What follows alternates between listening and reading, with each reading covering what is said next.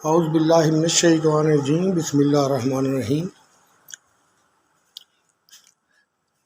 कैसे हैं आप सारे? अल्लाह ताला आप सबको खुश रखे, अपने अमान में रखे। एक और वाक़या याद आ गया, आज वाक़ये बड़े याद आ रहे हैं कभी कभी होता है। तो ये वाक़या है जी, मेरा एक दोस्त था मजीद बंगाली, दादा भी उसको बोलते हैं, और एक मेरा दोस्त दूसरा था, कनाडा में होता है, वारिस। बहरहाल मैंने मजीद बंगाली ने मुझे कहा कि मेरे कंस्ट्रक्शन के दोस्त हैं, तो आप इनके साथ जाओ, तो वो जो सामान होता है जो फिक्स करने के लिए होता है, जो कंस्ट्रक्शन में उसकी लोरी वगैरह भरनी है, तो आप इनके साथ जहाँ पे भी साइड पे काम होगा तो आपने इस सामान की रखवाली करनी है और लिखत पढ़त करनी है। तो इंशाल्लाह ये बड़े अच्छे हैं, ये है वो है। और काम क्वंतन है, यहाँ से बड़ी दूर है, गंतिंग आइलैंड, कैमरन आइलैंड, क्वंतन है। मैं जी चला गया क्वंतन, मशवरा करके एक आदमी दोस्त को। तो वहाँ पे गया तो बंगाली साथ गाड़ी में गए थे। वहाँ पे गए, उन्होंने मेरे एक घर था जहाँ पे मैंने रहना था। आप देखें, एक दिन तो मैं उनके साथ रहा, दूसरे दिन उन्होंने मुझे आसफा कॉटेज, पहाड़ी इलाका है, ऊपर बड़े बड़े बंगले बने हुए। तो ये सबसे बड़ा बंगला था, ब्रिटिश टाइप का बना हुआ था और बहुत बड़ा था। तो बिल्कुल वीरान। मैंने देखा बेड लगे हुए हैं, बंदा कोई नहीं है, देख के ही डर आता था।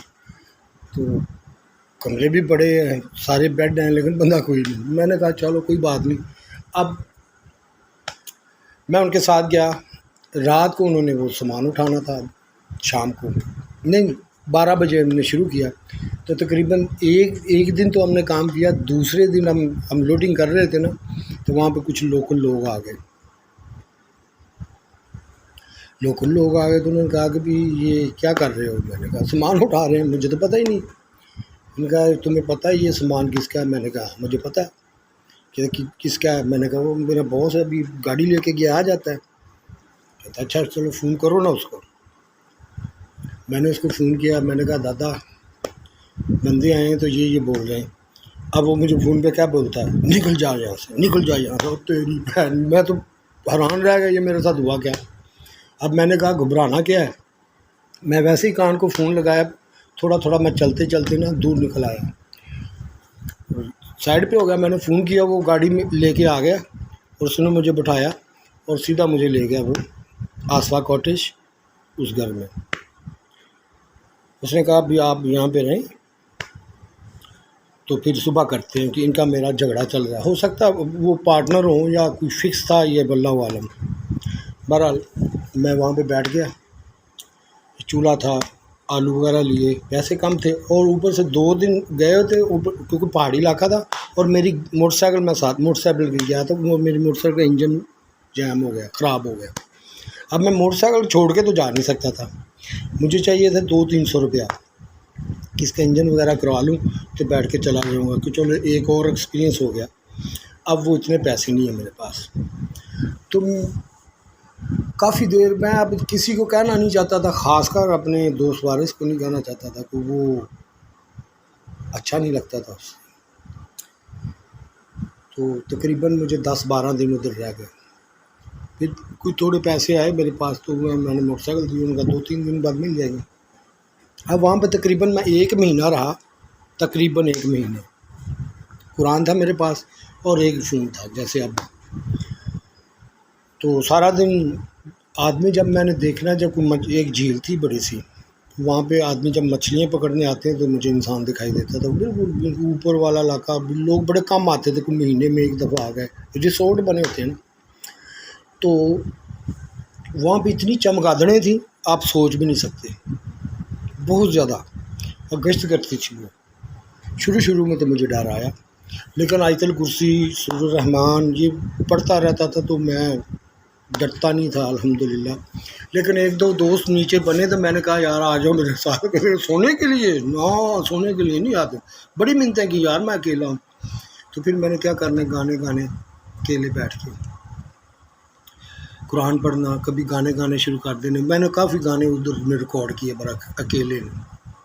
अब 1 महीने बाद मैं मोटरसाइकिल ठीक हुई। अब वारिस क्या कर रहा है, वो अपनी गाड़ी पर ला के वो कनाडा जा रहा था, मुझे पता भी नहीं, उसने मुझे बताया भी नहीं। तो मैं जब वापस आया तो पता चला कि वो तो पाकिस्तान जा चुके हैं। मुझे दुख तो हुआ भाई, चलो बहरहाल कुछ देर बाद पता चला जी वो कनाडा से फ़ोन आया कि अस्सलाम वालेकुम, मुबारक हो तो हम ये हो गए। मैं वहाँ पे पहुँच गया मोटरसाइकिल के लिए महीना बैठा रहा वहाँ पे। ये मेरे छोटे छोटे दोस्त थे जिन्होंने बड़ा फ़ायदा उठाया मुझसे, इनको कभी इनके साथ दगा नहीं किया। ये मेरे पास आया था, कुछ नहीं था, बड़ा परेशान था, घर के कर्जे चढ़े हुए थे इनके ऊपर, तो सारे इन्होंने कवर किए हैं उधर से।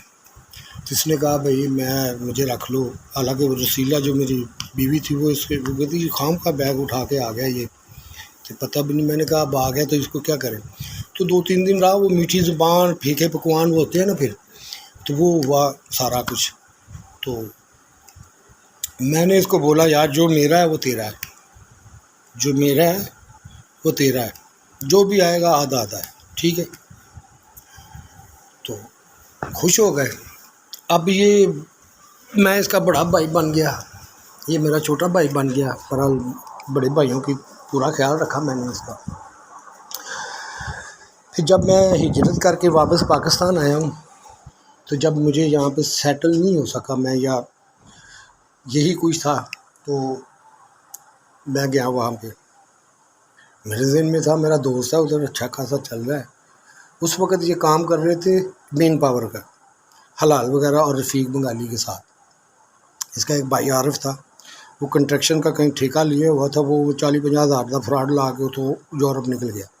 ये होता है दुनिया में, हम तो ऐसे सीधे लोग हैं, नहीं तो हम भी ऐसे काम बड़े कर लेते।